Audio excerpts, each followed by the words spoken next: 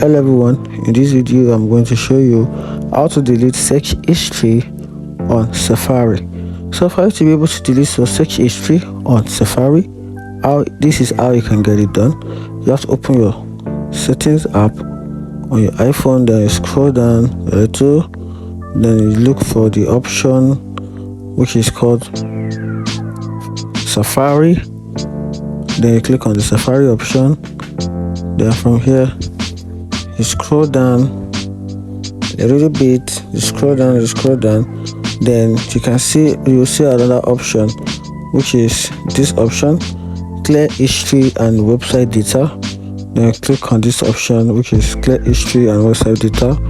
Once you click on it, then an option is going to prompt out, and that is where you can easily clear history and data on Safari. So I'm just going to click on this option.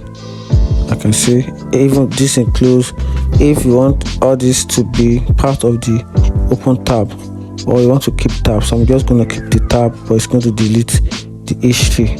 So I'm just going to click on click tab, then the history will be wiped or clear. And that is how to clear history on Safari. If you find this video helpful, like and follow for more. Thank you.